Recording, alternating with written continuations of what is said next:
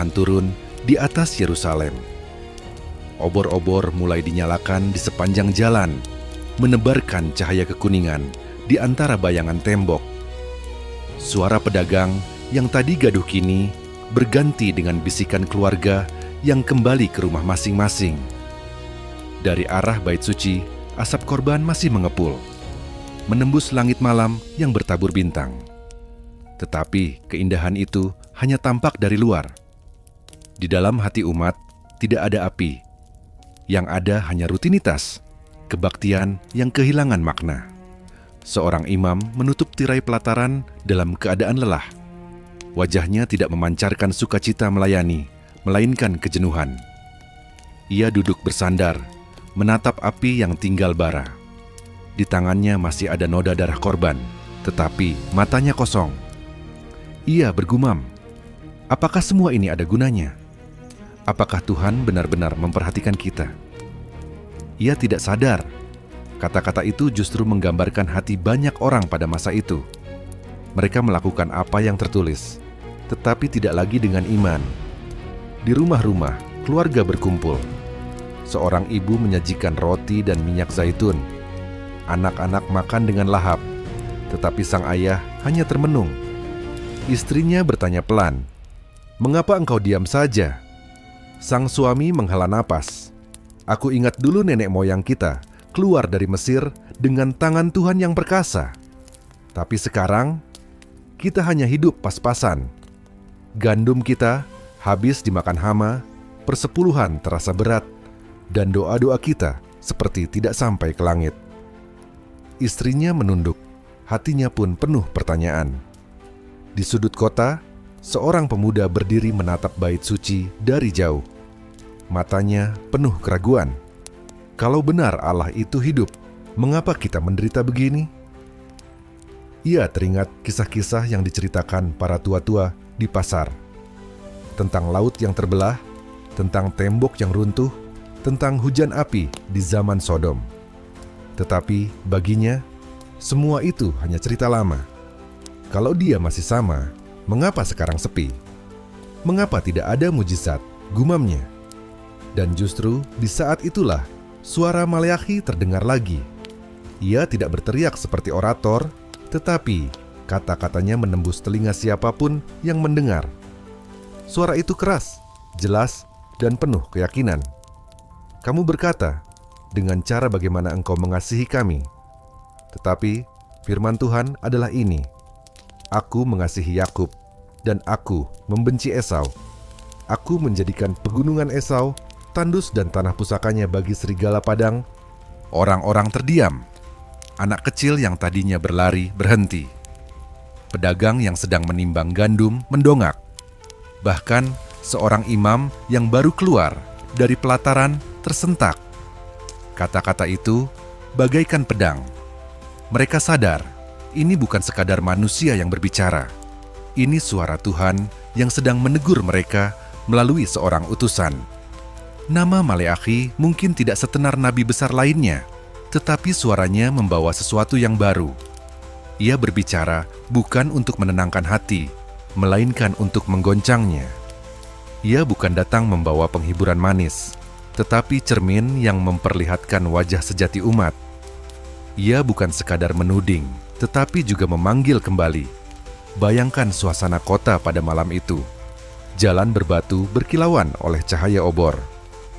Angin malam membawa aroma asap korban bercampur dengan bau roti panggang dari rumah-rumah. Anak-anak berbaring di dipan sederhana, mendengar doa orang tua yang setengah hati. Tetapi di antara semua itu, suara Nabi bergema, menusuk telinga siapa saja yang mau mendengar. Ia berbicara dengan pola yang berbeda. Tuhan berkata, umat membantah. Lalu Tuhan menjawab dengan bukti yang tidak terbantahkan. Retorika itu membuat siapapun terdiam. Kamu menghina namaku, firman Tuhan. Dengan cara bagaimana kami menghina namamu? Tanya umat. Dengan membawa roti cemar ke atas mezbahku. Dialog seperti ini akan terus diulang Maleakhi dalam pelayanannya. Pola tanya jawab, bantahan dan jawaban, menjadi ciri khas kitab yang kelak mencatat nubuatnya. Umat tidak bisa lari dari tuduhan itu. Mereka mungkin mencoba menyangkal, tetapi jawaban Tuhan selalu lebih tajam, lebih dalam, lebih benar. Di antara umat, ada yang mendengar dengan hati terbakar. Mereka tersadar, benar, kita memang sudah jauh dari Tuhan. Tapi ada juga yang marah, merasa disudutkan. Seorang pria berbisik dengan geram, "Siapa dia berani menegur kami seperti itu? Dia bukan imam, bukan bangsawan. Hanya seorang pria biasa yang mengaku utusan. Namun di lubuk hati, bahkan orang itu tahu, kata-kata Maleakhi bukan sembarang kata. Ada kuasa di baliknya." Malam semakin larut. Suara kota perlahan mereda. Tapi di dalam rumah-rumah, pembicaraan tentang nabi baru itu terus bergaung. Ada yang merenungkan, ada yang mengejek, ada yang penasaran. Maleakhi menjadi buah bibir, bukan karena penampilannya, tetapi karena firman yang dibawanya. Firman yang tajam, menyakitkan, tetapi sekaligus menyembuhkan. Keesokan harinya, matahari kembali terbit di atas Yerusalem. Burung-burung berkicau di atap-atap rumah. Suara pedagang mulai terdengar lagi di pasar. Namun kini, ada yang berbeda. Orang-orang membicarakan Maleakhi. "Apakah engkau mendengar dia semalam? Katanya, Tuhan masih mengasihi kita." Katanya kita yang menghinanya. Seorang ibu menjawab, "Aku tidak tahu apakah aku harus marah atau menangis." Tapi kata-katanya terasa benar. Maleakhi terus berjalan, terus berbicara. Suaranya sederhana, tetapi mengandung kebenaran yang tidak bisa dipungkiri. Ia bukan nabi dengan penglihatan spektakuler. Tidak ada kereta api berapi, tidak ada roda berkilau penuh mata seperti Yehezkiel. Tidak ada ramalan sejarah panjang seperti Daniel. Tetapi justru kesederhanaan itulah yang membuat pesannya jelas, tegas, tidak bisa ditawar. Ia datang bukan untuk memberi hiburan, melainkan untuk mengingatkan. Ia datang bukan untuk meninggikan dirinya, melainkan untuk menunjuk kepada Allah yang sudah terlalu lama diabaikan umatnya. Maleakhi adalah nabi terakhir Perjanjian Lama. Suaranya adalah gema terakhir sebelum 400 tahun keheningan. Ia adalah jembatan antara nubuat lama dan janji baru. Dan selanjutnya, kita akan melihat lebih tajam lagi bagaimana Tuhan melalui Maleakhi menegur imam-imam yang seharusnya menjadi teladan, tetapi justru mencemarkan mezbah. Namun sebelum itu, satu hal jelas di awal kisah ini. Tuhan masih berbicara. Tuhan belum meninggalkan umatnya. Kasih-Nya tetap ada, tetapi kasih itu tidak bisa dipermainkan. Suara Maleakhi adalah bukti bahwa kasih itu nyata, sekaligus pengingat bahwa iman yang mati harus dibangunkan kembali. Hari itu matahari menanjak tinggi di atas kota Yerusalem. Cahaya teriknya menimpa halaman bait suci, membuat bayangan tiang-tiang tinggi jatuh memanjang di atas batu marmer. Di pelataran luar, suara kambing dan domba bergema, bercampur dengan teriakan para penjual hewan kurban. Bau jerami, debu, dan keringat bercampur dengan aroma darah yang mengalir dari hewan yang dipersembahkan. Di balik kesibukan itu, para imam sibuk dengan jubah putih mereka, sibuk mengatur api mezbah, sibuk menerima korban dari tangan umat. Tapi ada sesuatu yang berbeda di balik kesibukan itu. Ada sesuatu yang salah. Di antara hewan-hewan yang dibawa, banyak yang bukan yang terbaik. Seekor domba pincang diseret oleh pemiliknya. Matanya redup karena sakit. Seekor kambing buta digiring dengan tali, jalannya sempoyongan. Ada juga seekor lembu yang kurus. Tulang rusuknya menonjol, nyaris roboh sebelum sampai ke pelataran. Dan anehnya, para imam tidak menolak. Mereka menerimanya begitu saja, mengikatnya, lalu menaruhnya di atas mezbah. Asap korban naik ke langit, tetapi baunya tidak harum. Seorang anak kecil yang berdiri di samping ayahnya menutup hidung. Ia berbisik, "Ayah, mengapa kita membawa hewan seperti ini? Bukankah Tuhan layak menerima yang terbaik?" Sang ayah menunduk, matanya penuh rasa bersalah. "Sudahlah, Nak. Tuhan pasti mengerti. Tapi benarkah Tuhan mengerti? Ataukah manusia yang sudah kehilangan hormat padanya?" Di tengah keramaian itu, suara Maleakhi kembali terdengar. Tegas, lantang, dan menusuk. Seorang anak menghormati bapaknya, dan seorang hamba menghormati tuannya.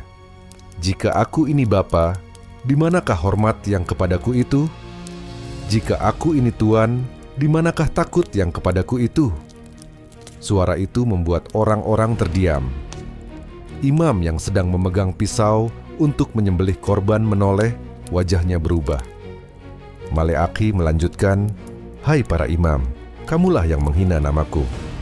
Tetapi kamu berkata, dengan cara bagaimana kami menghina namamu? Dengan membawa roti cemar ke atas mezbahku. Kamu berkata, dengan cara bagaimana kami mencemarkan engkau? Dengan berkata, meja Tuhan boleh dicemarkan. Apabila kamu membawa seekor binatang buta untuk dipersembahkan, bukankah itu jahat?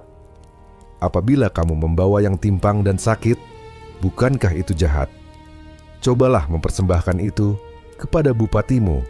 Apakah ia berkenan kepadamu?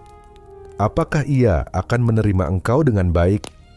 Kata-kata itu menggema keras. Imam-imam saling pandang. Wajah mereka memerah. Ada yang menunduk, ada yang menggertakkan gigi. Mereka tahu apa yang dikatakan Maleakhi benar. Mereka telah menerima korban yang cacat, korban yang tidak layak. Mereka tidak lagi menegakkan standar Tuhan. Mereka membiarkan umat membawa persembahan sembarangan. Dan dengan itu, mereka mencemarkan nama Tuhan di depan bangsa. Suasana pelataran berubah. Orang-orang mulai berbisik. Seorang pedagang berkomentar lirih. Benar yang dikatakannya. Imam-imam tidak lagi tegas. Mereka hanya menerima. Asal ada korban, asal ada asap. Seorang wanita meneteskan air mata. Kita telah mempermainkan Tuhan. Maleakhi tidak berhenti di situ. Ia menatap tajam para imam dan berkata, "Sekarang mintalah belas kasihan Tuhan supaya ia mengasihani kamu. Apakah dengan persembahan dari tanganmu itu, ia akan menerima kamu dengan baik? Tidak. Aku tidak berkenan kepadamu, firman Tuhan semesta alam, dan aku tidak berkenan menerima persembahan dari tanganmu. Sebab dari terbitnya matahari sampai terbenamnya, namaku besar di antara bangsa-bangsa. Di setiap tempat dipersembahkan korban yang harum bagi namaku. Tetapi kamu menajiskan namaku ketika kamu berkata, meja Tuhan cemar adanya, dan hasil persembahannya boleh dihinakan." Kata-kata itu menghantam seperti palu. Tuhan menegur bukan hanya umat, tetapi juga imam, orang-orang yang seharusnya menjadi teladan. Imam yang seharusnya menjaga kekudusan mezbah justru meremehkannya. Imam yang seharusnya mengajarkan hormat justru melalaikan. Mereka menganggap pekerjaan di bait suci sebagai beban, bukan kehormatan. Seorang imam muda menunduk, air matanya jatuh. Ia berbisik pelan kepada temannya, "Kita memang telah salah. Kita menerima korban yang tidak layak. Kita sudah meremehkan Tuhan." Tetapi imam yang lebih tua menjawab dengan sinis, "Diamlah. Apa yang dia tahu? Dia bukan imam. Dia tidak tahu betapa beratnya pekerjaan ini." Namun, kata-kata itu terdengar lemah, tidak berdaya di hadapan kebenaran. Maleakhi mengangkat tangannya ke langit, suaranya menggelegar. "Terkutuklah penipu yang mempunyai seekor binatang jantan di kawanannya, tetapi bernazar, lalu mempersembahkan binatang yang cacat kepada Tuhan. Sebab aku ini raja yang besar, firman Tuhan semesta alam, dan namaku ditakuti di antara bangsa-bangsa." Orang-orang terdiam. Kata raja yang besar menggema di telinga mereka.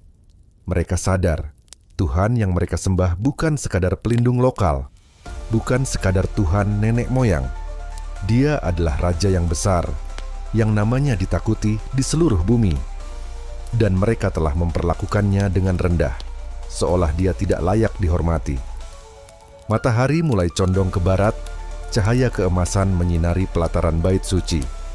Asap korban masih mengepul, tetapi kali ini orang-orang memandangnya dengan hati yang berbeda.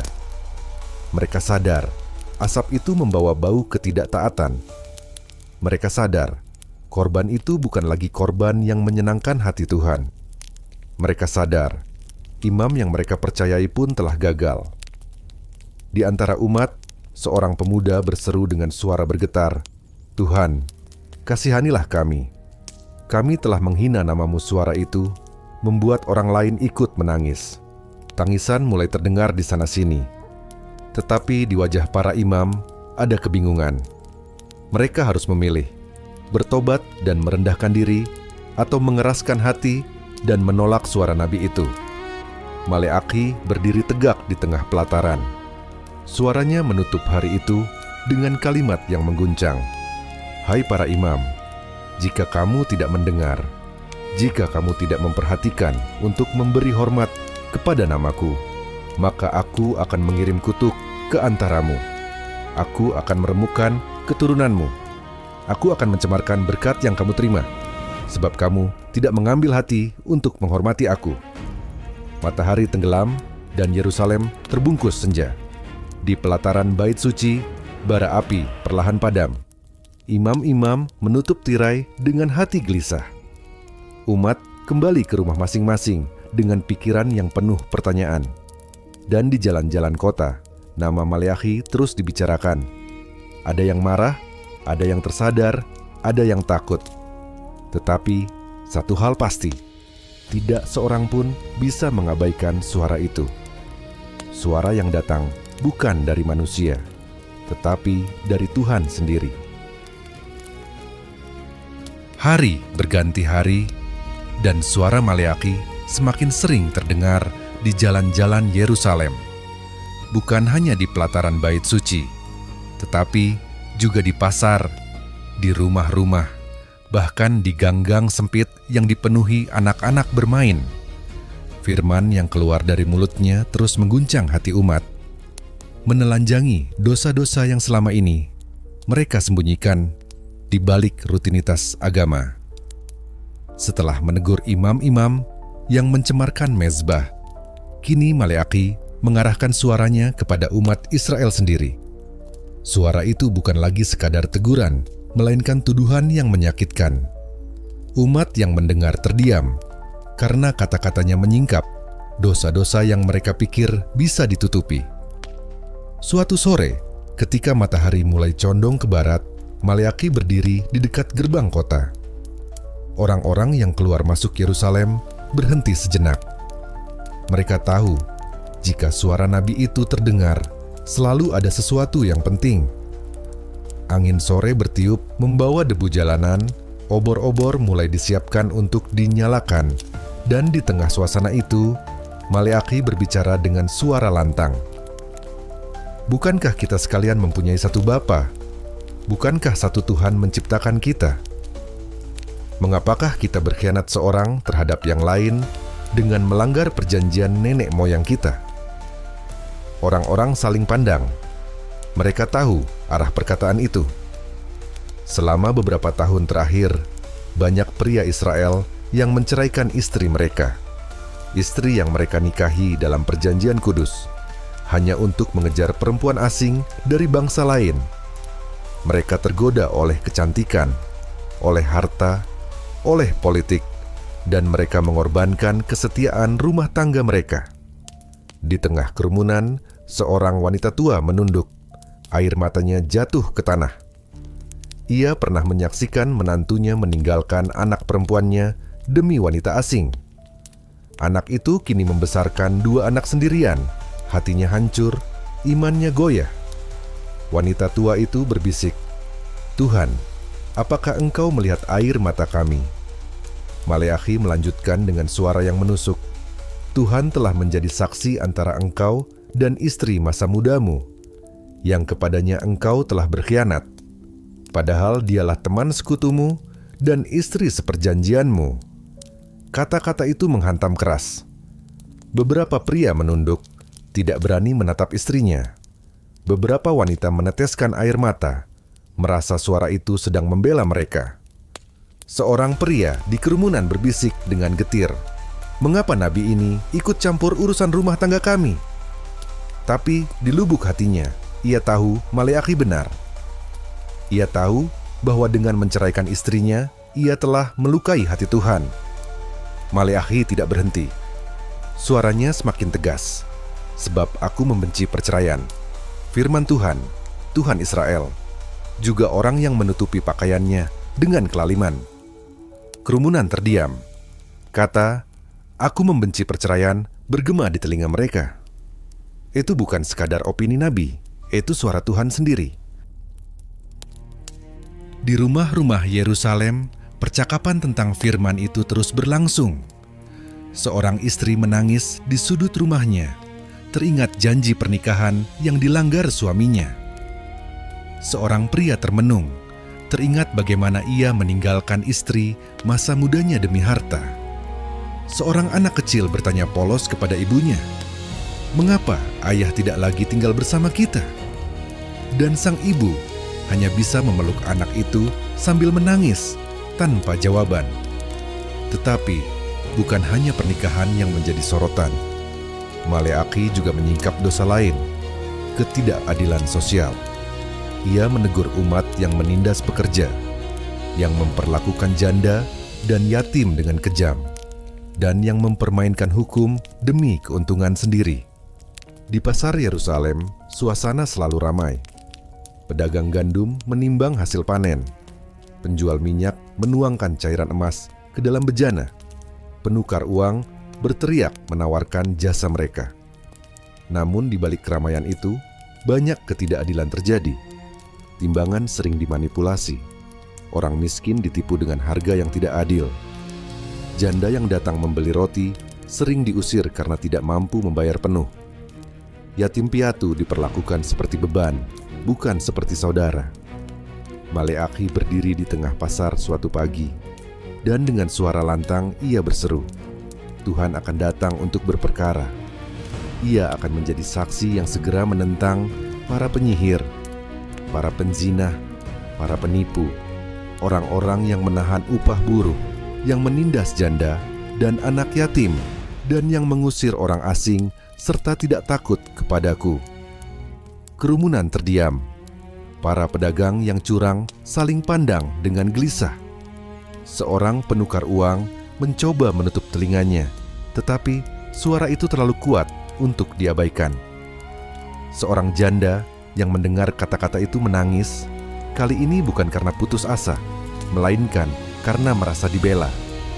Ia berbisik, "Tuhan, Engkau memang masih mendengar kami." Suasana pasar yang biasanya riuh mendadak hening. Suara nabi itu menembus kesibukan, menyingkapkan dosa-dosa yang disembunyikan. Beberapa orang marah, merasa dipermalukan, tetapi banyak juga yang sadar bahwa mereka telah mempermainkan keadilan. Mereka telah melupakan belas kasihan. Mereka telah hidup hanya untuk diri sendiri. Hari itu Yerusalem kembali diguncang. Firman Tuhan melalui Maleakhi bukan hanya teguran bagi imam, tetapi juga bagi seluruh umat. Tidak ada yang bisa bersembunyi. Dari rumah tangga hingga pasar, dari pernikahan hingga keadilan sosial, semuanya diperhadapkan pada terang firman. Matahari tenggelam, meninggalkan langit merah di atas tembok kota. Umat kembali ke rumah masing-masing dengan hati gelisah. Ada yang marah, ada yang merasa lega, ada yang tersadar. Tapi satu hal pasti, suara Tuhan tidak bisa diabaikan. Maleakhi telah menyingkapkan kegagalan umat, dan mereka kini harus memilih, terus hidup dalam dosa atau kembali kepada Tuhan. Fajar menyingsing di atas Yerusalem. Kabut tipis menyelimuti perbukitan di sekitar kota. Sementara ayam jantan berkokok dari halaman rumah-rumah sederhana. Para petani berangkat lebih pagi, memikul keranjang kosong untuk diisi dengan hasil panen. Di jalan-jalan, langkah kaki terdengar berat, bukan hanya karena beban kerja, tetapi juga karena hati yang murung. Bagi banyak orang Israel, tanah mereka tidak lagi menghasilkan seperti dulu. Gandum sering dimakan hama, kebun anggur gagal berbuah, dan hujan turun tidak pada waktunya. Setiap musim panen, harapan mereka selalu runtuh. Mereka bekerja keras, tetapi hasilnya sedikit. Dan di balik semua itu, mereka mengeluh. Mengapa Tuhan tidak memberkati kita? Mengapa berkat-Nya tertahan dari kita? Hari itu, Maleakhi berdiri di pelataran bait suci, di antara para petani yang membawa sebagian kecil hasil panen mereka. Orang-orang mendekat, ingin mendengar apa lagi yang akan dikatakannya. Suaranya menggelegar, "Bolehkah manusia menipu Tuhan? Namun kamu menipu aku." Tetapi kamu berkata, "Dengan cara bagaimana kami menipu engkau?" Dalam persembahan persepuluhan dan persembahan khusus. Kerumunan terdiam. Kata-kata itu menusuk hati. Seorang petani menunduk, teringat bagaimana ia sengaja menyembunyikan sebagian gandumnya di lumbung sebelum datang ke rumah Tuhan. Seorang pedagang minyak merasa jantungnya berdegup kencang karena ia sering menahan sebagian dari hasil jualannya. Bahkan seorang imam di dekat situ menutup wajahnya, sadar bahwa ia pun pernah membiarkan hal itu terjadi. Maleakhi melanjutkan dengan suara penuh kuasa, "Kamu kena kutuk, tetapi kamu masih menipu aku, ya kamu seluruh bangsa. Bawalah seluruh persembahan persepuluhan itu ke dalam rumah perbendaharaan, supaya ada persediaan makanan di rumahku." Suasana menjadi tegang. Orang-orang saling berbisik. Ada yang merasa ditelanjangi, ada yang tersinggung, tetapi ada juga yang tersadar. Persepuluhan bukan hanya soal uang atau gandum. Itu soal hati, soal iman, soal pengakuan bahwa segala sesuatu datang dari Tuhan. Dengan menahan persepuluhan, mereka bukan sekadar menipu manusia, tetapi menipu Tuhan sendiri. Seorang pria di kerumunan tidak tahan. Ia berteriak, "Kami bekerja keras. Kami berpeluh di ladang. Kami tidak punya cukup untuk anak-anak kami. Bagaimana mungkin kami masih harus memberikan 1/10 dari hasil kami?" Tangannya bergetar, wajahnya merah karena emosi. Maleakhi menatapnya dengan mata tajam, lalu menjawab, "Justru karena kamu menahan persepuluhanmu, tanahmu tidak diberkati. Justru karena kamu enggan memberi, lumbungmu kosong. Bukankah Tuhan yang mempunyai langit dan bumi? Bukankah Dialah yang menurunkan hujan dan memberi hasil tanah? Bagaimana mungkin kamu menahan bagian yang menjadi miliknya?" Kata-kata itu membuat pria itu terdiam. Ia sadar, selama ini ia melihat persepuluhan sebagai kehilangan, bukan sebagai ketaatan. Ia melihatnya sebagai beban, bukan sebagai berkat. Maleakhi mengangkat tangannya ke langit, suaranya semakin kuat. "Ujilah aku dalam hal ini, firman Tuhan semesta alam. Apakah aku tidak akan membuka bagimu tingkap-tingkap langit dan mencurahkan berkat kepadamu sampai berkelimpahan? Aku akan menghardik bagimu belalang pelahap, supaya jangan memusnahkan hasil tanahmu, dan supaya pohon anggurmu di padang tidak gugur buahnya sebelum waktunya. Maka segala bangsa akan menyebut kamu berbahagia, sebab kamu ini akan menjadi negeri kesukaan, firman Tuhan semesta alam." Kerumunan terperangah. Kata-kata itu berbeda dari teguran sebelumnya.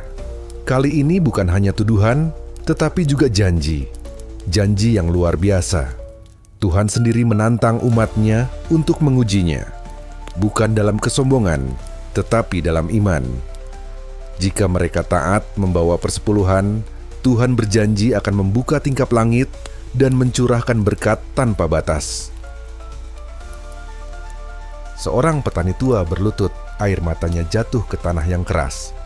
Ia berkata, "Tuhan, ampunilah kami. Kami telah menahan milik-Mu. Kami takut kehilangan, padahal Engkau pemilik segalanya." Seorang janda yang mendengar janji itu menggenggam tangan anaknya, berbisik, "Nak, mulai hari ini kita akan membawa apa yang menjadi bagian Tuhan. Kita tidak akan menahannya lagi." Suasana berubah. Dari rasa bersalah menjadi harapan. Dari kutuk menjadi janji berkat. Orang-orang mulai menyadari masalah mereka bukan semata-mata karena cuaca atau hama, tetapi karena ketidaktaatan mereka sendiri. Mereka telah menutup pintu berkat dengan tangan mereka sendiri. Dan kini Tuhan menawarkan untuk membukanya kembali jika saja mereka mau percaya. Di kejauhan, matahari siang menyinari lumbung-lumbung kosong. Tapi di hati orang-orang muncul bayangan lumbung yang penuh, kebun anggur yang berbuah lebat, dan tanah yang kembali diberkati. Semua itu mungkin jika mereka kembali taat. Hari itu Yerusalem mendengar firman yang tidak hanya menegur, tetapi juga memberi pengharapan. Maleakhi menutup pesannya dengan suara lembut, tetapi penuh keyakinan. Tuhan tidak menginginkan kutuk atas umatnya. Ia rindu memberkati, tetapi berkat itu datang melalui ketaatan. Kembalilah kepadanya, dan ia akan kembali kepadamu. Matahari perlahan condong ke barat. Orang-orang beranjak pulang membawa firman itu dalam hati. Ada yang masih ragu, ada yang merasa berat, tetapi ada juga yang sudah memutuskan, kami akan membawa apa yang menjadi milik Tuhan. Dan di langit, seolah awan-awan putih menjadi saksi bahwa janji Tuhan selalu pasti.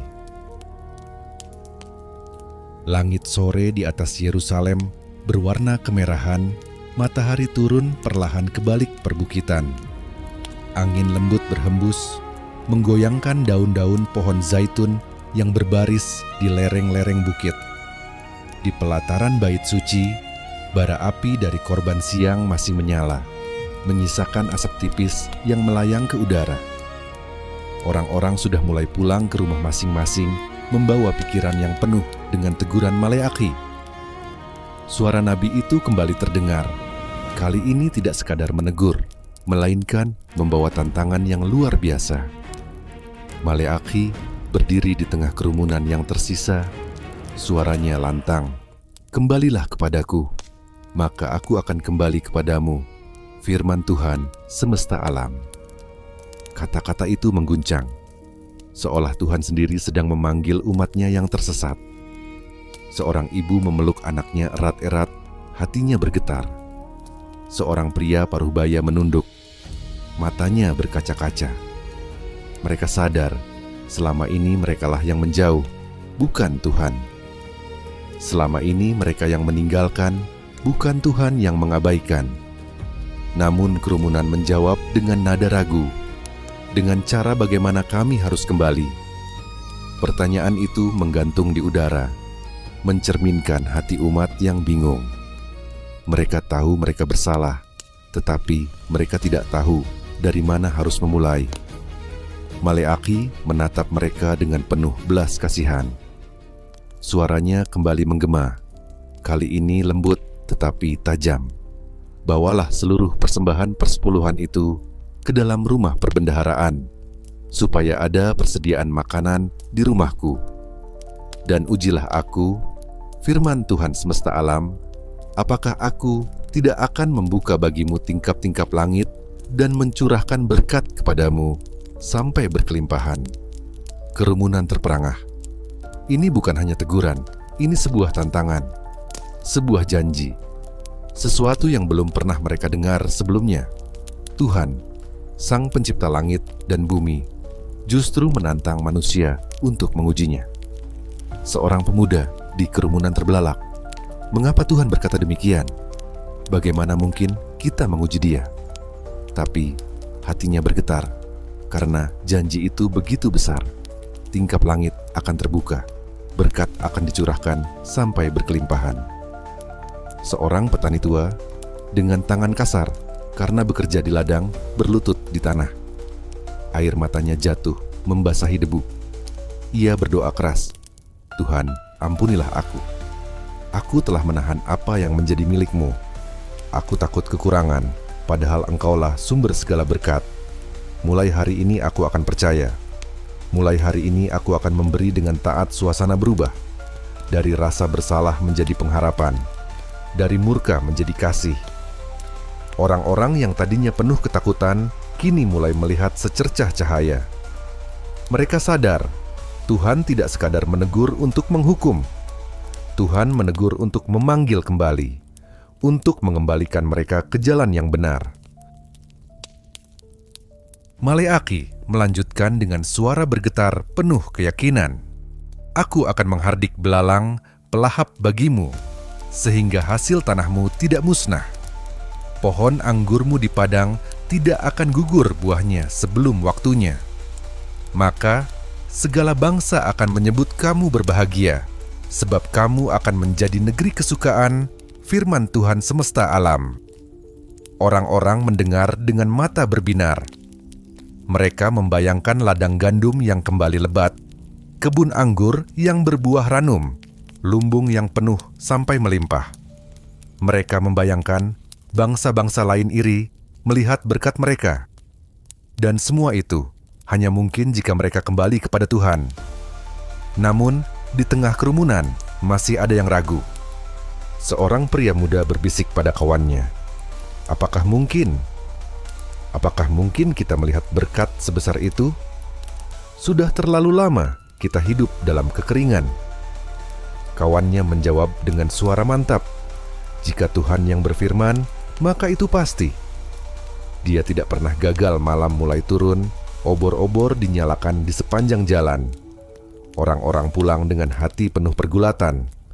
Ada yang masih merasa berat, ada yang masih ragu, tetapi banyak juga yang sudah membuat keputusan. Mereka akan kembali. Mereka akan taat. Mereka akan menguji janji itu, bukan dengan kesombongan, tetapi dengan iman. Di rumah-rumah Yerusalem malam itu, doa-doa baru terdengar.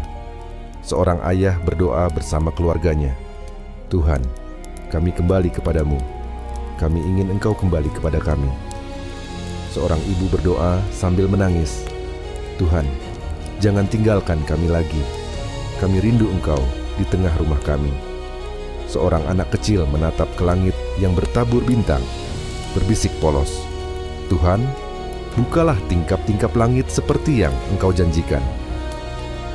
Suasana kota yang biasanya muram kini dipenuhi harapan baru. Semua itu lahir dari satu kalimat, "Kembalilah kepadaku, maka aku akan kembali kepadamu." Firman itu sederhana, tetapi penuh kuasa. Firman itu sanggup membalikkan hati yang dingin menjadi hangat, hati yang keras menjadi lembut, hati yang putus asa menjadi penuh pengharapan. Maleaki berdiri di jalan berbatu, menatap ke arah bait suci yang bersinar di terpa cahaya obor. Hatinya lega. Ia tahu firman itu telah sampai ke telinga umat. Kini tinggal menunggu. Apakah mereka akan taat, ataukah mereka akan kembali mengeraskan hati? Tetapi satu hal pasti, Tuhan telah memberikan janji yang tidak mungkin gagal. Malam itu, Yerusalem tertutup langit berbintang.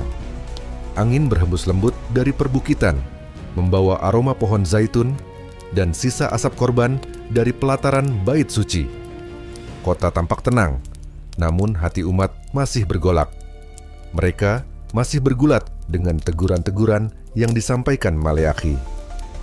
Namun di balik semua itu, ada pesan lain yang lebih besar, pesan yang melampaui generasi mereka. Maleaki berdiri di gerbang kota, obor di tangannya bergetar ditiup angin. Orang-orang berkumpul, mata mereka penuh tanda tanya.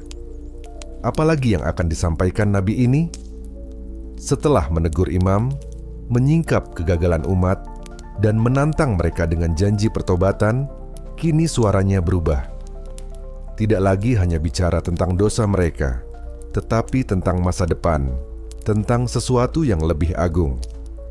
Dengan suara yang dalam dan penuh kuasa, Maleaki berseru, "Sesungguhnya, aku menyuruh utusanku supaya ia mempersiapkan jalan di hadapanku. Dan dengan mendadak Tuhan yang kamu cari itu akan masuk ke dalam bait-Nya. Malaikat perjanjian yang kamu kehendaki itu, sesungguhnya ia datang, firman Tuhan semesta alam. Kerumunan terdiam.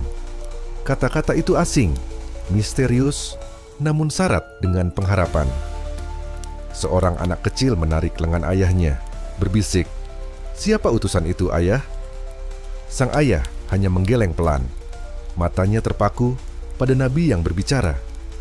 Maleaki melanjutkan, "Tetapi siapakah yang dapat tahan akan hari kedatangannya? Dan siapakah yang dapat tetap berdiri apabila ia menampakkan diri? Sebab ia seperti api tukang pemurni logam dan seperti sabun tukang penatu. Ia akan duduk seperti orang yang memurnikan dan membersihkan perak. Ia akan mentahirkan orang Lewi, menyucikan mereka seperti emas dan perak, supaya mereka menjadi orang-orang yang mempersembahkan korban yang benar kepada Tuhan." Suasana berubah. Orang-orang saling pandang, mata mereka membesar. Nabi itu tidak hanya berbicara tentang utusan, tetapi juga tentang Tuhan sendiri yang akan datang ke bait-Nya. Umat yang tadinya tenang kini bergetar. Ada rasa takut bercampur harapan.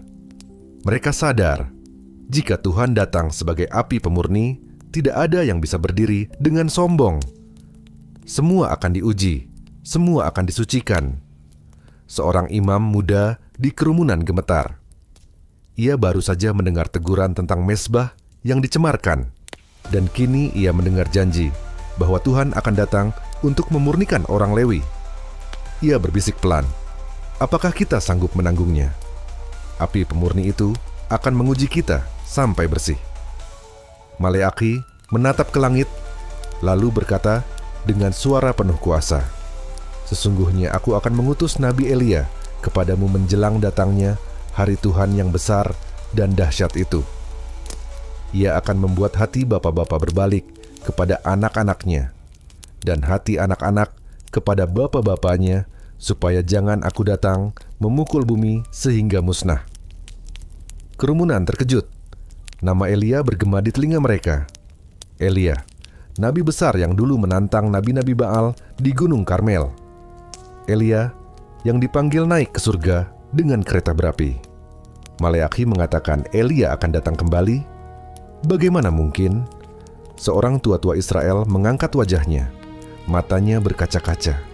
Ia berkata, "Jika Elia akan datang kembali, maka Mesias pasti sudah dekat. Tuhan pasti akan segera menggenapi janjinya." Di antara kerumunan, harapan mulai menyala. Mereka membayangkan utusan yang akan datang, seseorang yang akan menyiapkan jalan.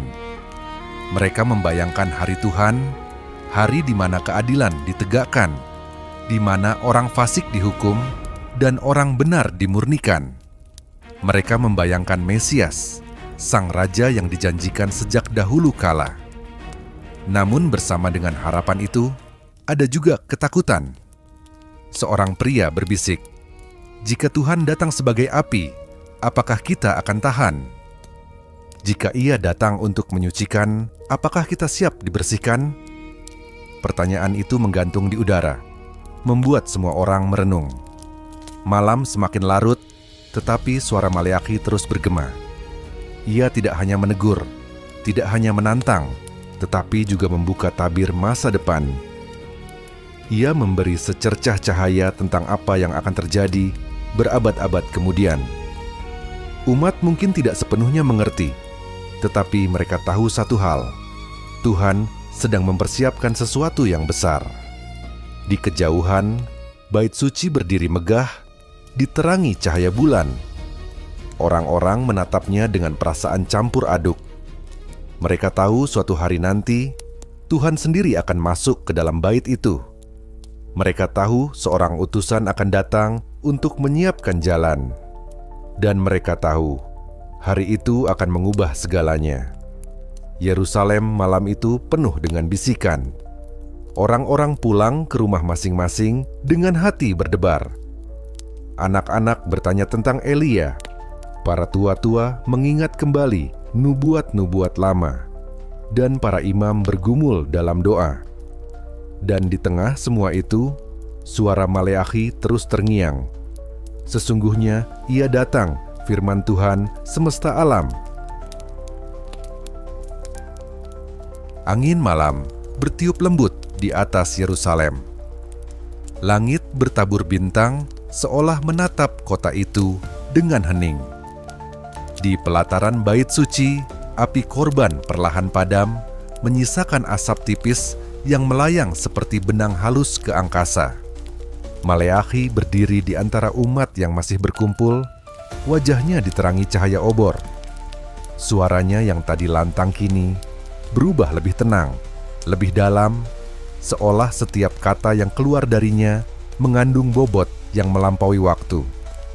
Sesungguhnya, aku akan mengutus Nabi Elia kepadamu menjelang datangnya hari Tuhan yang besar dan dahsyat itu. Kalimat itu menggantung di udara, lalu larut bersama desau angin malam. Orang-orang terdiam, menahan napas, menyadari bahwa itulah pesan terakhir.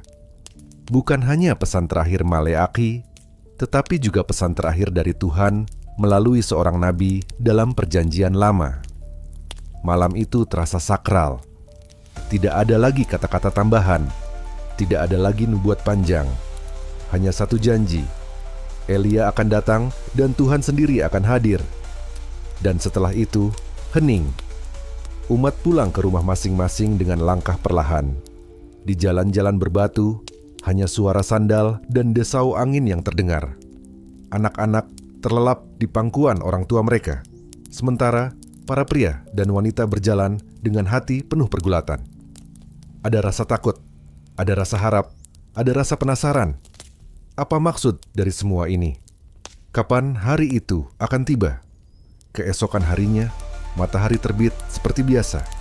Pedagang kembali ke pasar, petani kembali ke ladang, imam kembali melayani di bait suci. Kehidupan berjalan normal, seolah tidak ada yang berubah. Namun, di dalam hati mereka ada sesuatu yang berbeda. Ada kesadaran bahwa mereka baru saja mendengar suara nubuat terakhir.